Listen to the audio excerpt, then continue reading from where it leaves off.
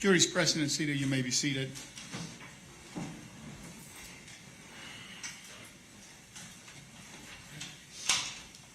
Ladies and gentlemen, did any one of you become aware of anything relating to this case while you were away from the courtroom? Do any investigation on your own? All right, thank you. Ladies and gentlemen, both the state and the defense have rested their cases, respective cases. So now it will be time for them to have an opportunity to give what is called a closing argument. The state will get to go first. They will not get a rebuttal. And then the defense, if they wish to get one, they can get one. State? Thank you, Judge. Defense counsel, ladies and gentlemen of the jury.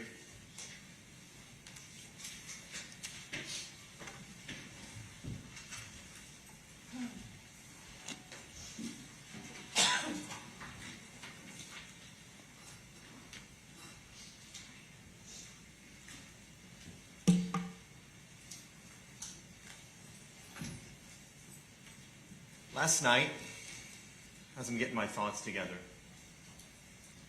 I thought, am I going to be able to come up with the words that are going to honor the people in this case properly? Because we've heard pictures, we've seen pictures, we've heard names, we've heard descriptions. But at the end of the day, this case involves real people. This case involves Laquetta Gunther, Julie Green, and Iwana Patton. They were real people. They were mothers, daughters, sisters, aunts, cousins. And they're no longer with us today, ladies and gentlemen. They're dead because of this guy sitting right here. This defendant who murdered them. He made choices and decisions over a 2-month window to kill the 3 of them. I don't expect this to be an easy decision, ladies and gentlemen. This is difficult. No one takes it lightly. It's a solemn responsibility. But it is important. It is going to require bravery. It is going to require courage. And I ask each and every one of you to remember that.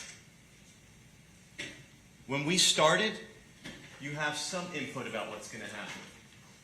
But you're going to start with the law.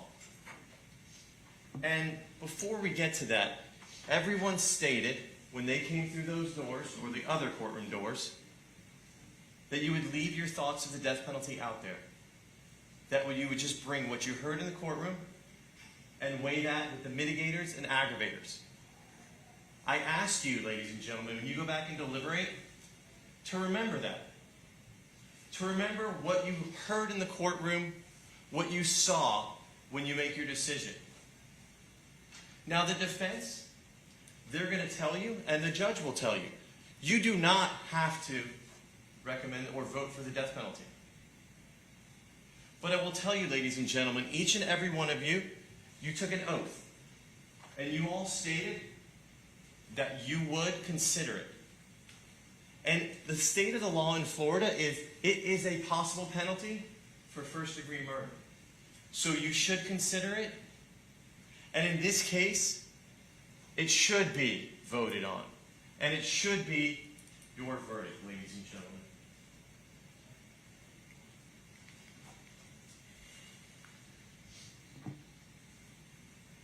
Here's what you're going to have to do when you go back there. Ultimately, the first thing you're going to have to do is you're going to have to decide if the state proved any of the aggravating factors. The judge will define those aggravating factors, and I will explain them to you. I will submit to you, ladies and gentlemen, we have proven those. Once I start talking about them, you will absolutely have no question in your mind that those were proven. So once you do find that, ladies and gentlemen, you move on to the next step. And the question is, are those aggravating factors sufficient to impose the death penalty? And ladies and gentlemen, I'll submit to you, and I will make my argument, that there will be no doubt in your mind. There will be no question in your mind that in this case, it will be. It doesn't stop there, though, ladies and gentlemen. Next, you're going to have to decide. Do those aggravating factors outweigh the mitigating circumstances in this case? So, all the stuff that you've heard from the beginning of trial till yesterday, do those aggravating factors outweigh? And what I will tell you, ladies and gentlemen, is there's going to be no doubt. The aggravating factors in this case are overwhelming, and they are great. And what you will find is when you accumulate the mitigating factors, they pale in comparison to the aggravating factors. Finally, once you decide that the aggravating factors outweigh the mitigating factors, you must then ultimately decide, should the death penalty be imposed? Ladies and gentlemen, this is the kind of case it's for. This is a situation where an individual killed 3 people. He killed 3 human beings at different times. We're not talking about someone who opened fire and at once hit all 3. This is an individual who plotted, and he preyed on these 3 women and then killed them, ladies and gentlemen. What is an aggravating factor? It's basically if it increases the gravity of the crime or the harm to the victim. And I'll talk about the 2 aggravating factors in our case in a moment. And then the state's burden, obviously, is beyond a reasonable doubt. And we'll talk a little bit more about it, but one of the aggravating factors, you all have already decided beyond a reasonable doubt. So it's going to be an easy decision in that one. We'll get to it in a minute, and I'll walk you through it. Then, what are the mitigating circumstances? Any aspect of the defendant's character, background, or life circumstances also of this offense. Now, the defendant still has a burden, and I want you to understand this, to prove those by the greater weight of the evidence. So you may well go back there, and even if the defense put up some of these mitigating factors, you may find that some of them weren't proven by the greater weight of the evidence. And you do not have to consider those. And I will go through some of those and argue to you and show you why some of them haven't been proven.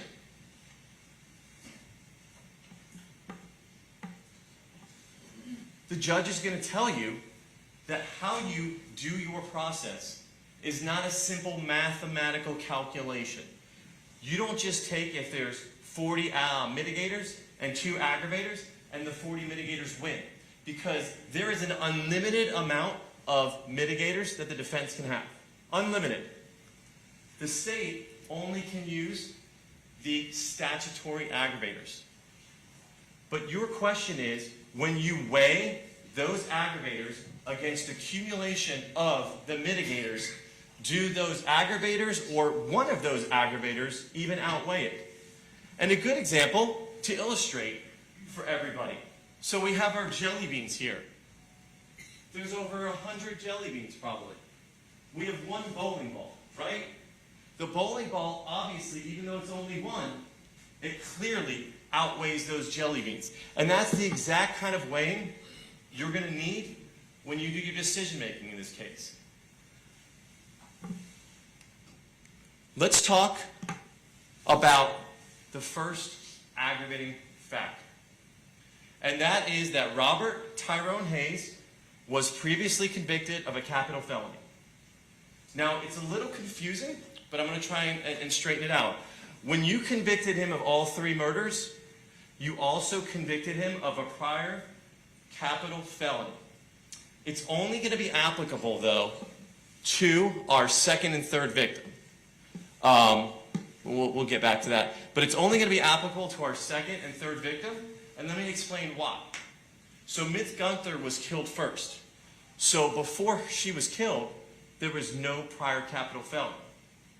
But once Ms. Green was killed, Ms. Gunther was killed about 2.5, 3 weeks before that. So that is a prior capital felony, and that is an aggravator for you to weigh. When Ms. Patton was killed, we had Ms. Green, who was previously killed about 6 weeks before, and then we had Ms. Gunther killed about 3 weeks before that. So for Ms. Patton, you have actually 2 victims of a capital felony. And the good thing here, ladies and gentlemen, you don't need much debate. You've already found beyond a reasonable doubt that this man right here killed Ms. Gunther, Ms. Green, and Ms. Patton. So there's really not a lot of deliberation if the state proved this beyond a reasonable doubt. The real question is, how much weight do you give to that? And I would submit to you, ladies and gentlemen, if you kill someone before, then that is a lot of weight. Think about that. If somebody is willing to kill Miss Gunther, acquire a gun, and shoot her and leave her in an alley, and walk away, and come back 2 to 3 weeks later, and that same individual kills someone else. He shoots Miss Green in the head. And think about how he shot Miss Green in the head. Do you remember Dr. Fulcher's testimony? What did Dr. Fulcher tell you? He took the muzzle of that gun and he put it to the back of her head. That gun was to the back of her head. And he pulled the trigger. So he had no remorse after killing Mrs. Gunther to come back and kill Miss Green 3 weeks later. That is great weight, ladies and gentlemen. That is something that you should think about and deliberate about and say, that is something that carries great weight with me. But then think about it further. So after he kills Miss Gunther, Miss Green, then 6 weeks later, after he's already killed 2 people, ended 2 human lives, what does he do? He makes a conscious choice. He makes a decision. And he decides he's going to end somebody else's life. He's going to kill another person. I submit to you, ladies and gentlemen, that is a super strong aggravator. It is great weight. If somebody is willing to kill after they've previously killed, that is something that should weigh heavily, and that is something that you should consider.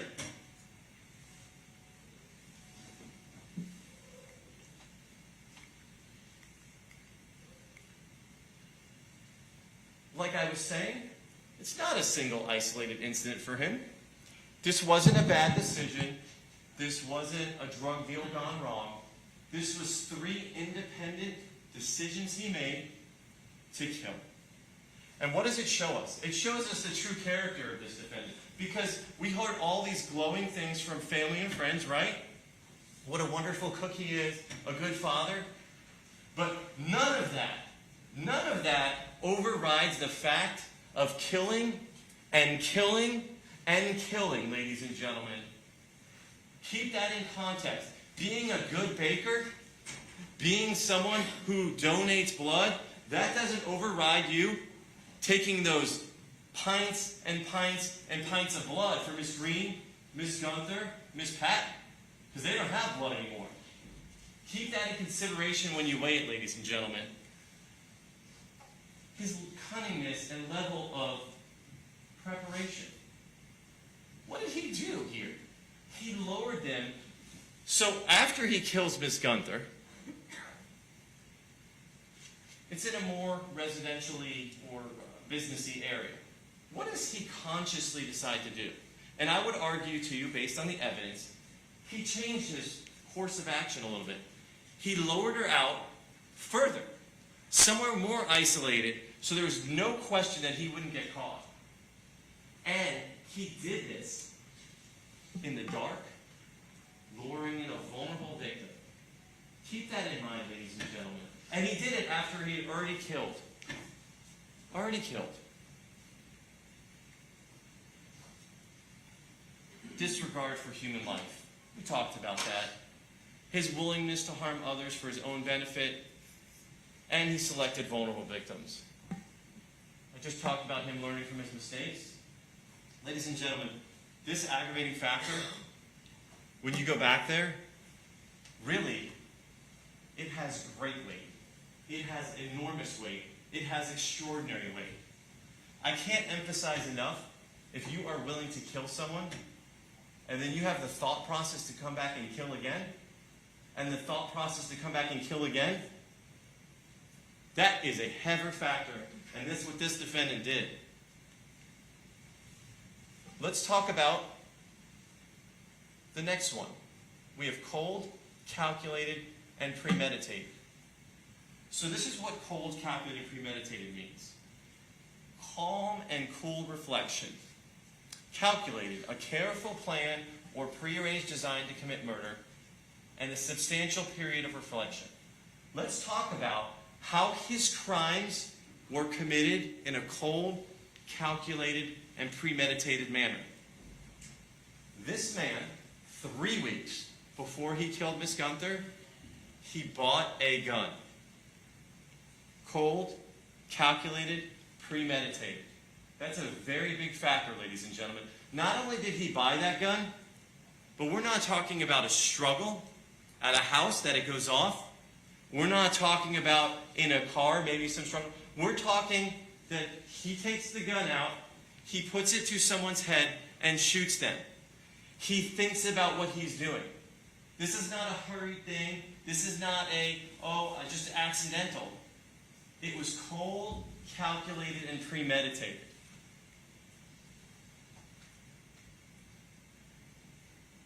He took all the victims, and starting with Miss Gunther, it was in a location that was isolated from folks.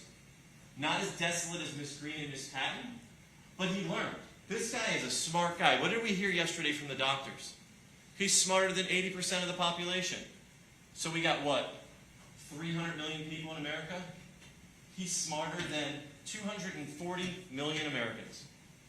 So his killing is developing and it's going forward as he does it. And he decides, I'm going to choose another location.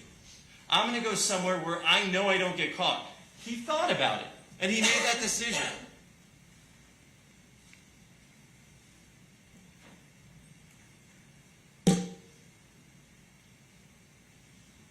What does he also do, ladies and gentlemen? He's smart enough to realize he wants a victim to kill.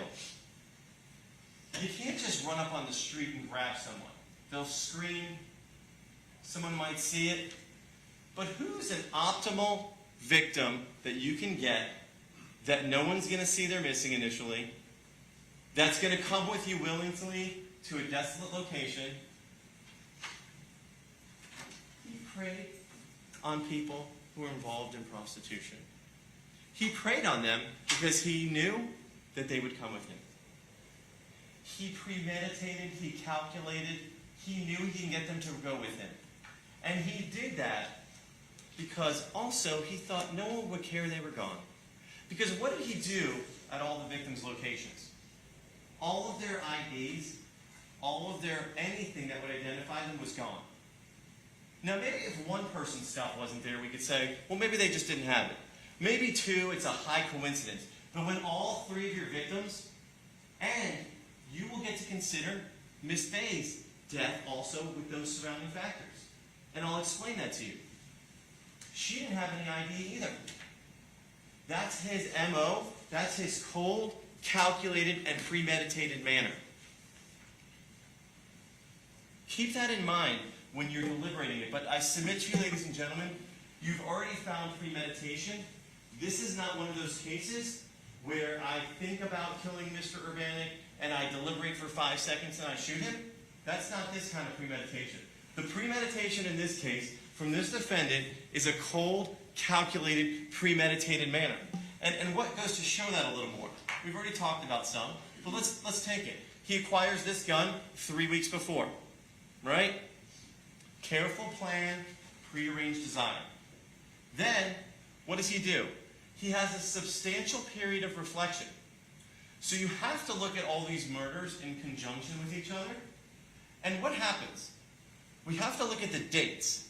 So what this goes to show us is he killed Miss Gunther, right, the end of December 2005. He had 2.5, 3 weeks to reflect on the next thing he was going to do. And that was, he was going to find another victim and he was going to kill him. So he selected Miss Green, and he took her out there, and he shot her in the back of the head. Right? And then what did he do? Did he stop there? No. He had a substantial period of reflection where he made a decision, I'm going to kill somebody else. And 6 weeks later, he goes, he gets Miss Patton, right? Takes her out, and what does he do? He kills her. He shoots her in the head, in the front of the head, but he shoots her. Keep that in mind. There is no doubt that this crime was committed in a cold, calculated and premeditated manner. I told you, you can consider Rachel Bay's murder. You notice we took out a lot of the other things, but it's really just to show you the cold, calculated, and premeditated way. Okay? Calm, cool reflection. This is how he left all the victims. Right? To a secluded, desolate location. Kills them in close time frame of each other. Within about 2 months, takes them all down. And then what does he do? Shoots them all in the head. Miss Patton in the face. But everyone's shot in the head. And when you want to kill someone, do you shoot him in the arm? No. Do you shoot him in the leg? No. We all know watching TV. We all know common sense. You want to kill someone, you shoot him in the head. And that's what he did. Because he's a smart guy. He knows what's going on, ladies and gentlemen. Remember the locations. They were all 5-7 miles of each other. All the Daytona area. Cold, calculated, premeditated. And I would submit to you, this aggravator has great weight. Not only great weight, but enormous weight, ladies and gentlemen. And think about it. How heavy is that aggravator? An aggravator where someone is so cunning and so cold that they lure people out to their death. They take them out to a dark, desolate spot under the auspices that they may make some money. And then they snuff them out and kill them. That is a cold, calculated individual, and that sort of aggravator has great weight, ladies and gentlemen. And I submit to you, when you go back there, that will be what you'll see once you start to talk about it. The mitigating circumstances. We've talked about those. Let's talk specifically. Let's talk about the mitigating factors that we learned from his family and friends. No father figure, his dad was murdered. I'm not going to argue that. That's the defense has proven that, right? They've shown the evidence. The question is, how much weight does that get? Let's go down the list and then I'll argue to you. Mom had to work a full-time job. Is that really something that, I mean, his mom worked a full-time job, so how much of a mitigator really is that? I'm sure many people in the United States of America, their moms had to work a full-time job, right? He was gifted as a young pupil, but mischievous. So, because he was smart, but mischievous, that's a mitigator. It's certainly, if you find that it was proven, great, but how much weight do we give to that, right? Think about that. Played a musical instrument, great. So he had some skills, he had some stuff he could do, right? How much weight do we give to that? He had a caring but detached mother. I would submit to you, ladies and gentlemen, the defense has not proven that. You saw Ms. Hayes, and the only testimony to that was through a doctor who had talked to this defendant. Because if you remember his sister, when she testified, she's 20 years older. And I asked her, were you here when he was growing up young? No, I'm just assuming it because it's what happened to me. So keep that in mind. I would submit to you that wasn't even proven. He was overweight and bullied as a kid. Okay, that is a mitigator. Millions of kids are bullied every day. How much weight do we give to that? Raised by a strict disciplinary mom who went too far. I would submit to you, ladies and gentlemen, that was not proven. The defense wants you to believe it was, but the defendant, to Dr. Graham, right, his psychologist, who he knew was there to help him, he said he was never physically or mentally abused by his mom. So I would submit to you, ladies and gentlemen, that wasn't proven. The defense tried to say, you know, you were strict on him. And if you remember his mom's response, it was kind of interesting. She's like, the defense was like, we were trying to discipline him before anyone else could discipline him. And she's like, no, I was just trying to make sure he listened to me because I'm the mom, and you got to listen to me. So it's up to you to decide. I don't believe that was proven. But if it was proven, how much weight do we really give to that? He was sexually abused by another child in the family. So that information was provided by the defendant to his psychologist, and the defendant to his sister, right? But his sister didn't know about it until 20 years later, and I submit to you, I'm not sure it was proven. I certainly think you can make that decision if you want, but even if it was, Was he able to succeed after that? Did he graduate high school? Did he go to college? Did he play in the band? Was he a cheerleader? So how much of a mitigator is that? You really have to ask yourself. He's a loving son? Great. He's a loving son. How much of a mitigator is that? A loving sibling? Sure. He's a loving sibling. Great. How much weight do we give that? And raised in a rough, gang-infested area. I would submit to you that wasn't proven. I don't think there was any testimony to say it was a gang-infested area. Even his sister said, back when I was growing up, it wasn't gang-infested, and there was no testimony to establish that. So certainly you can differ from my remembering of it, but I don't think that one was proven. And I think when you combine all of these mitigating circumstances from his childhood together, you'll see that they have little to slight weight, even in combination with each other, in comparison to the aggravating factors. And we'll do a comparison at the very end. Now his adult life.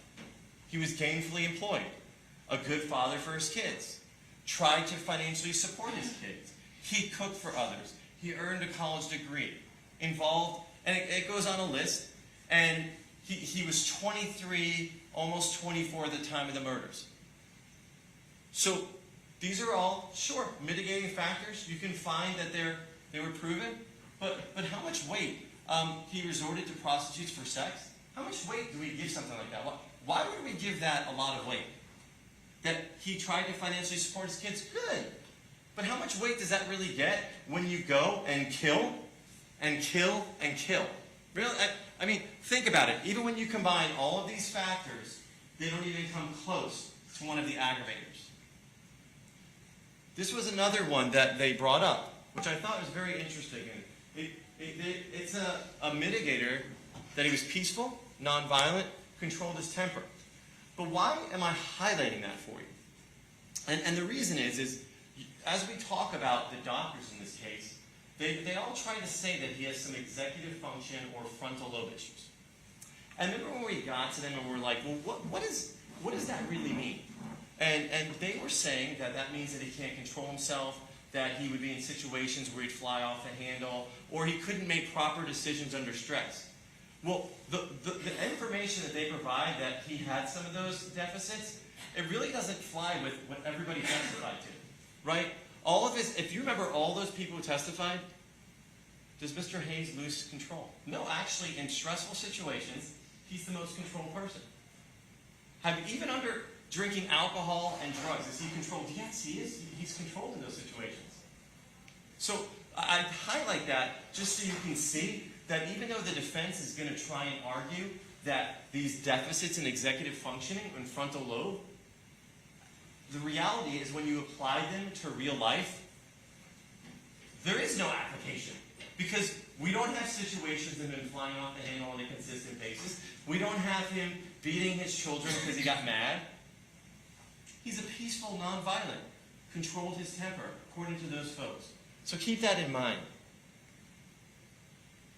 And a mitigating circumstance, he has a family that loves and cares about him. So the judge is going to tell you that your decision must not be made for feeling sorry for anyone or angry at anyone. And yes, his family are victims too. Yeah, I'm not going to sit up here, I'm not going to say to you that they're not victims of what happened. But if that's nobody's fault but his, it's not their fault. It's not our victim's fault in this case. It's his fault. And why should we, in that situation, how can you premeditate an act and then the defendant try and use that as mitigation because it upset his family? How does that make any sense, ladies and gentlemen? And I ask you, you can weigh that. Certainly his family was upset, but how much weight do you give to that circumstance? And I would submit to you, it's small to little to slight. Because you don't get to kill people and then have your family come in here and say it affects our family, and that's a mitigator that should be highly weighed. It should not, ladies and gentlemen. And it's unfair. Well, let's go on to experts. So, when we talk about the experts, the judge is going to give you this instruction that you do not have to believe an expert. You do not have to believe what they say. Only if you believe that they are credible and you believe that they have a good insight into what they're testifying. And I bring this up because We have one expert in this case, ladies and gentlemen, and this expert has an outlying belief than almost everyone else, including the defense's own psychologists. Now, I will submit to you about Dr. Wu. Dr. Wu, do not forget, has made a niche of testifying in death penalty cases. Over the last 25 years, he's testified in over 200 cases, and he made between 200 and 300 each. So simple math is, he's made between $4 to $6 million testifying for defendants in the death penalty. And what did I ask him? Has there really ever been anyone you found with that brain abnormality? And what was his response? Almost every single one. Maybe one or two he claimed didn't have a brain abnormality. Does that really make any sense? Is that, if you have 200 or more people, and only 2 people out of that have no brain abnormality, does that play against common sense? And what I submit to you is Dr. Wu lives in the world of Wu. His world is that he will find an issue with your brain. And he will come in and testify happily for $30,000. He is a hired gun who has never worked for the other side. And the defense made a big deal. Well, Mr. Lewis, he can hire you. Ladies and gentlemen, what did we find out about his testimony? None of his testimony is based on science that's accepted. None of his testimony is based on medicine that's accepted. So to say that we would hire him when it's not science that's accepted or medicine that's accepted, keep that in mind, ladies and gentlemen. This is a guy who, he doesn't volunteer it, but you have to pull it out of him. In order to compare this defendant's brain to somebody else's brain, he uses 16 people, the same amount in our jury, and he says that's a good control group to compare someone's brain from. And that 16 people is from 30 years ago. And then you ask him, Dr. Wu, he's a smart guy, but miraculously, this smart fella in his world of Wu, he couldn't remember the makeup of the 16 people that he got into his program that he said were normal. And how did he decide those 16 people were normal? He interviewed them for 30 minutes to an hour. And how are they normal? They told me they're normal. Well, gosh, if they told you they're normal, they must be. The point of that is, Dr. Wu's science does not match up with any accepted medicine. It doesn't match up with the science. Think about what he told you and how that conflicted with everybody else, right? So we talk about the MRI. I'm going to try and simplify it, but he uses this DTI sort of feature to measure things, right? And when you heard from Dr. Negan, who, by the way, Dr. Negan is the person, when you are dying in a hospital and they take the scans, they send it to him. They send it to radiologists. They don't send it to Dr. Wu, and they say, what do we do to save people's lives? How do we combat this cancer? Where is it at? And who helps them? It's Dr. Negan, not Dr. Wu. The world of Wu, no one contacts the world of Wu for that help. The only one who contacts him is people who want someone to testify in a death penalty case. So keep that in mind. And what did Dr. Negan tell you? There's absolutely nothing wrong with this defendant's brain. Nothing. But what did he also tell you? That DTI, he was completely candid and honest with you. That DTI system that's being used, it's not acceptable yet. It's not something that science has accepted for the purpose of individualized studies. And that's where we're getting confused. Individualized studies. He's an individual. It was an individualized study for him. And Dr. Negan told you, maybe in 5-10 years it may be different, but as of right now, it's not accepted in science. But Dr. Wu, he came in here, he came in and he put up these slides, and he took out his crayons and markers on his computer, and he entered his own stuff. He didn't show you the slides from the scan place, did he? Because if he showed you those slides, he couldn't add in his marker creations and his little colorings to show what he was saying was issues, right? But what did Dr. Negan do? Dr. Negan showed you the actual scans from the scan center. And he went through and actually showed you what they look for, right? And what did he tell you? There's absolutely nothing wrong with him. And a 16-person control group to compare a head to. He said even regular folks, common sense folks, would say, that is outrageous. That makes no sense. It's not accepted in science. Keep that in mind when you think about that. I mean, you had an opportunity to observe Dr. Wu up here. Dr. Wu, who is not a radiologist. Let's make that super crystal clear. He's a psychiatrist. A psychiatrist who studies the brain, maybe, but he is not someone that is relied on in the medical community to, on a systematic and consistent basis, diagnose PET scans, MRIs, and the like. That's a radiologist. That's a neuroradiologist.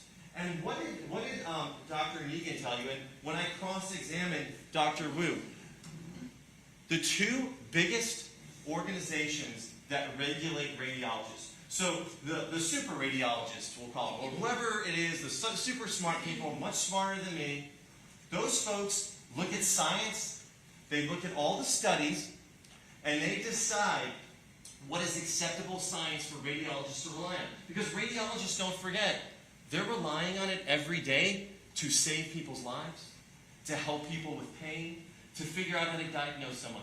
And what do those two groups say? Do not use DTI to diagnose individuals for a traumatic brain injury. What does Dr. Wu do? He does it. And then when I cross-examine him, I say, Dr. Wu, you understand this organization says you shouldn't.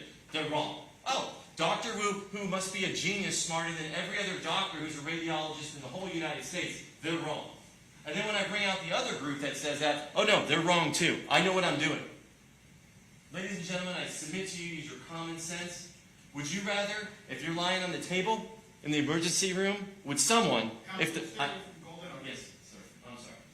Would someone who's lying in the hospital need some emergency scans to maybe save their life? Would you rely on Dr. Wu? Or, yes, sir. Would they rely on Dr. Wu or Dr. Negan? And use that when you make your decision, ladies and gentlemen. Let's talk about Dr. Wu's diagnosis of autism. So in the world of Wu, unlike anywhere else in the United States, and unlike the gold standard for all other psychologists and psychiatrists, Dr. Wu is able to diagnose autism with a brain scan. Think about that. No one else does that.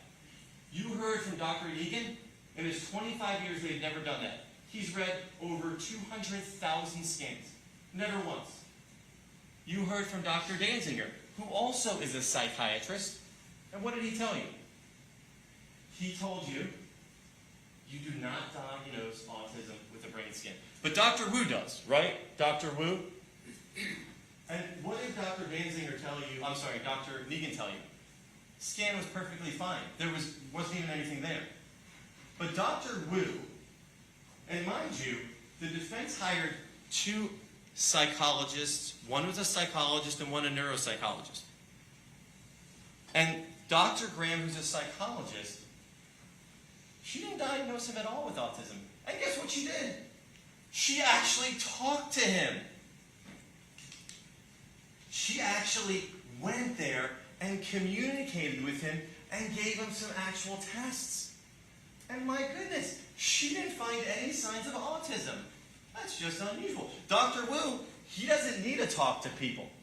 He has his magical scans, and from the magical scans, he can diagnose these things, right? And then let's talk about Dr. Eisenstein. Hired by the defense, Dr. Eisenstein is a neuropsychologist. So that's part of his specialty, his wheelhouse, right? And who spent 35 hours talking to the defendant? Dr. Eisenstein. 35 hours. Did he diagnose him with autism? Did he have any indication that he was autistic? Not once. He was on the stand. Did you hear him volunteer that? The defense, did they ask him that question? And the reason is because he did not diagnose him with autism. Because The plain facts as we sit here, ladies and gentlemen, this defendant is autistic. He meets none of the criteria. He's the life of the party. He's fun-loving.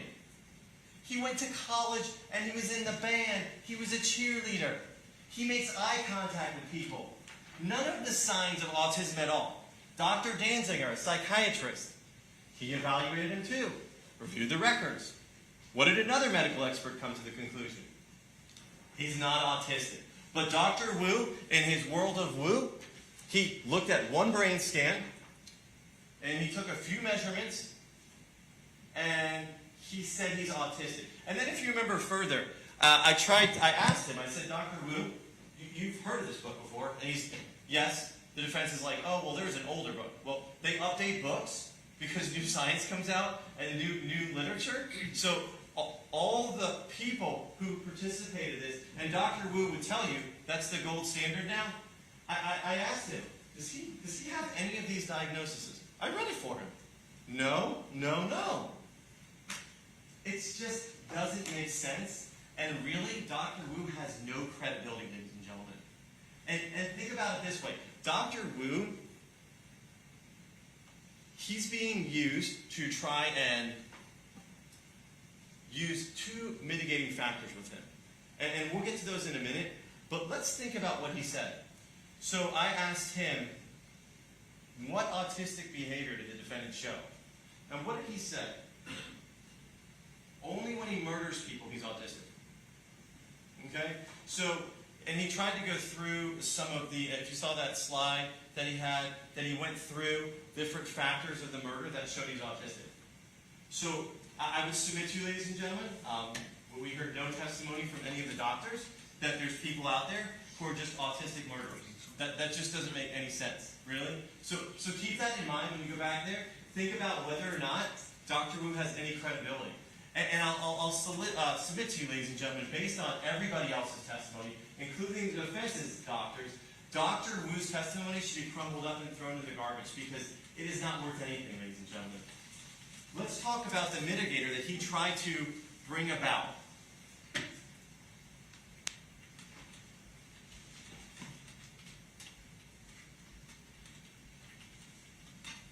So, under the influence of extreme mental or emotional disturbance. And what did Dr. Danziger, who's a psychiatrist who actually talks to people, right? What did he tell you? He said, this is a situation where you would find someone, when you talk to them, that there were certain factors at the time of the crime that caused them to do what they were doing, right? Maybe they had some mental, infirmity. Maybe there was drugs or alcohol that were heavily involved. And what did Dr. Danziger tell you? When he spoke to the defendant denied anything. Denied it. So you cannot rely on this mitigating factor. You really can't unless, one, the defendant admits and they give you information to help you there, or there's other extraneous information to that. And Dr. Wu tried to, ladies and gentlemen, use your own recollection and your own common sense, but Dr. Wu says, because he has a TBI, which really, if you ask Dr. Negan, who reads those, there's no traumatic brain injury. None, right? He got kicked in the head when he was in high school. And now, miraculously, he has this really severe traumatic brain injury that really his methods are not acceptable in the scientific community the way he did it. And Dr. Negan told you he did it. So, but Dr. Wu, you talk about inference upon inference. So he has a TBI, traumatic brain injury, and he's autistic, which there's no evidence of anywhere. And then he had a bad childhood, which, when you look back, there were certain things in his childhood that weren't good, but he had a good mother. He got to go to school. He went to preschool. He wasn't lacking for food or clothing. So he had a little deprived childhood, but that, in combination, this is the best part of it. It's almost like a movie. That, in combination with 2004, his girlfriend broke up with him, right? So 2004, just quick math, is more than a year and a half before 2005 when the victim was killed, the first victim. But this triggering event, right? So this defendant, for 15, 18 months, 20 months, he's able to internalize this really, really, really bad triggering event. And he's able to internalize that, but then just one day, it just explodes, right? And that's what causes that, in combination with his autism, which he doesn't have, in combination with his TBI, which he doesn't have, that's what caused him to do it. Does that make any sense, ladies and gentlemen? Does that, even if you're not a medical doctor, does that make sense to anybody? Did any of the other psychologists who spoke to him, they talked to him, they communicated with him, did any of them opine about that? Not one of them. Just the guy who looks at scans from California. It's the world of woo, ladies and gentlemen. So keep that in mind, and I would submit to you that Dr. Wu is the only one who showed under the influence of extreme, when I say showed, said it. And that was definitely not proven, ladies and gentlemen. It was not proven. There's no evidence. The only way you get there is if you say, I believe what Dr. Wu says up there. And I submit to you, I've already went through it, you really can't believe a word he says. This is another mitigator that is based on Dr. Wu. The capacity of Mr. Hayes to appreciate the criminality of his conduct or conform his conduct to the requirement of law was impaired. So this goes with Dr. Wu's crazy story again about the, but I just want to back up though. So, his amazing triggering event, this is how he just formulates the facts around whatever to try and make it work. So, the triggering event in 2004, it took 20 months, right? But the triggering event with Rachel Day, it was the day before, and then he killed the day after. So, in one situation, he needs 20 months for those triggering factors to all work in synergy. He used the word synergy, right? Those synergistic. Synergy is when you have drugs that interact with each other. When you don't have autism, you don't have a TBI, there's no synergy going on. But 20 months for that one, and then the other one, it takes 1 day. Does that really make any sense? Come on, ladies and gentlemen. Just use your common sense. The capacity to appreciate, that's based on Dr. Wu also.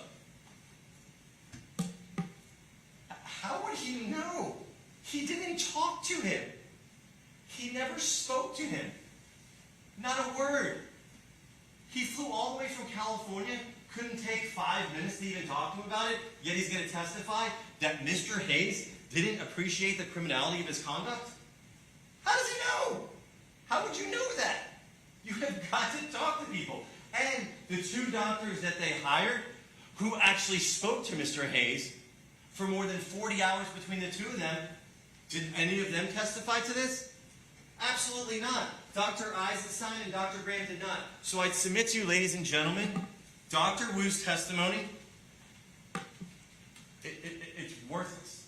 You can throw it out, like I said, and that was not proven. There was no evidence of that. And I'd submit to you, ladies and gentlemen, go back there and think about it, and think about Dr. Wu's testimony, and I think it'll be a quick decision for you on that.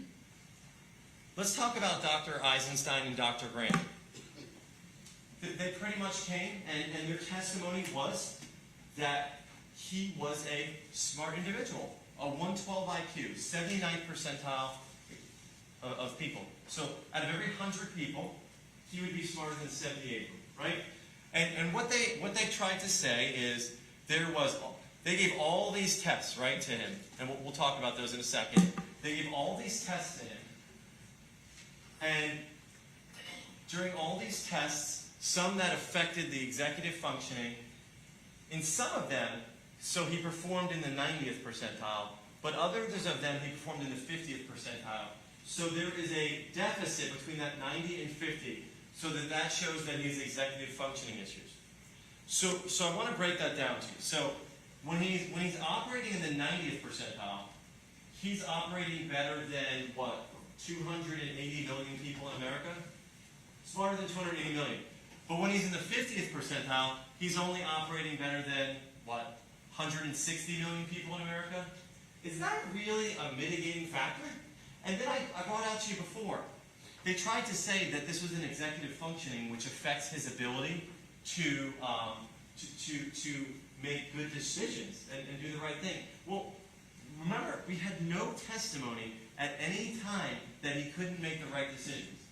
that he couldn't think about it, and he didn't control himself. So keep that in mind. Dr. Eisenstein, Dr. Graham, very nice folks, but the reality of their testimony is they actually showed that he had no diagnosis of mental illness or disease.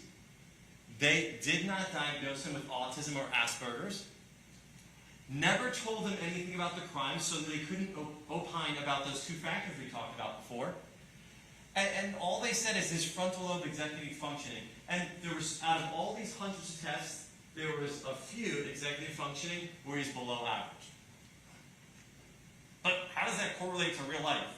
It doesn't really. You heard them. They didn't correlate it and say, that's why when he was in 8th grade, he jumped up and he threw the chair at the teacher. No, we never heard that testimony because it's not there. Because whatever deficit he may have in his executive functioning, it has not affected his daily life, his daily function.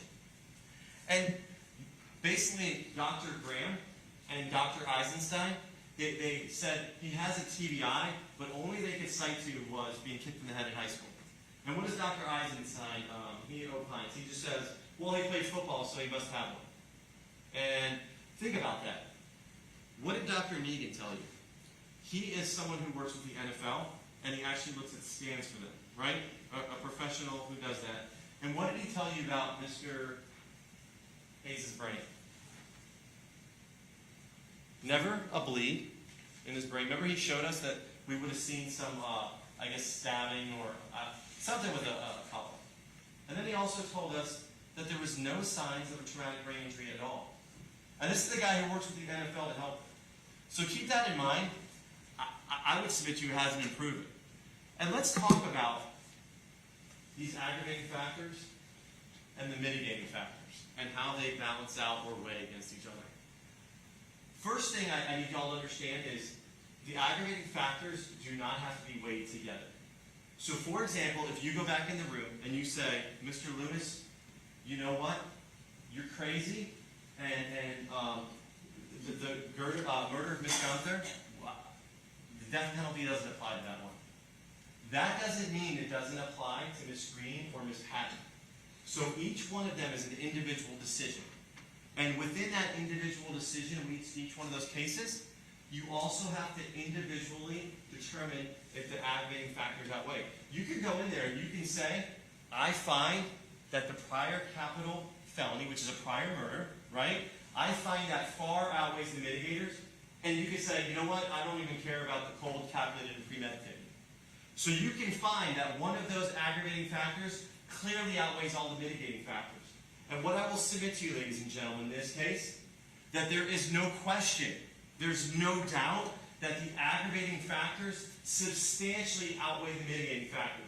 Because when you take away what Dr. Wu testified about, it really comes down to family and childhood history for him. And the question is, do those family and childhood mitigators, do those outweigh thinking about, planning, being cold, calculating, and murdering not one, not two, but 3 people at different intervals? Do those outweigh murdering 3 women? And I submit to you it doesn't. And then when you think about it, does that outweigh the aggravating factor of prior capital felony? Does that outweigh the factor of somebody who killed after killing, and then killed again after previously killing and killing? And I submit to you, ladies and gentlemen, when you weigh those, there's going to be no doubt in your mind, no question in your mind, that the mitigators in this case are substantially outweighed by the aggravators.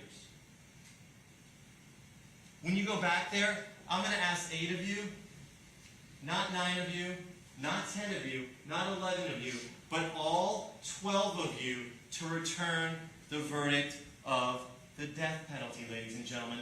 And I don't take this lightly. This is not a situation that anyone expects to be easy. This is not one where I expect y'all to rush through it. But at the end of the day, hard decisions are often the right decision. And this hard decision in this case is the right decision. Because at the end of the day, this case, ladies and gentlemen, this case is about human beings. This case is about human beings who walked on this earth. They lived a life. They had family. They had friends. And they are no longer with us. And it's because of him, who likes to murder, and murder, that Miss Gunther, Miss Green, and Miss Patton are no longer in this world. And I ask you, when you go back there, ladies and gentlemen, it is going to be a tough decision. It's going to require courage, but each of you promised you would come in here and weigh them. And when you do an honest weighing of these aggravators and mitigators, there will be no question in your mind, and you will come back with a verdict for death. Thank you. Thank you. We're going to take a 10-minute recess. We're going to have to do the screen first. Oh, yeah.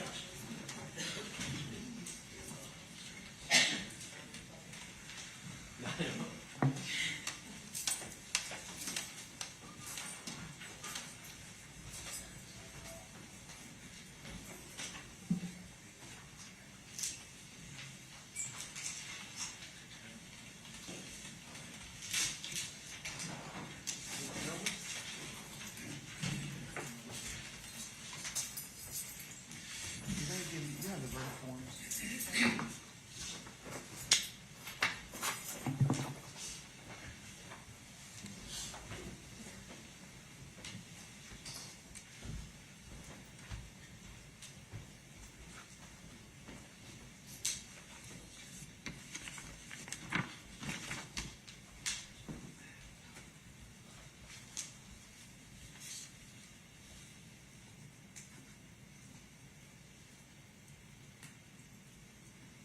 All right, we'll be in recess for 10 minutes.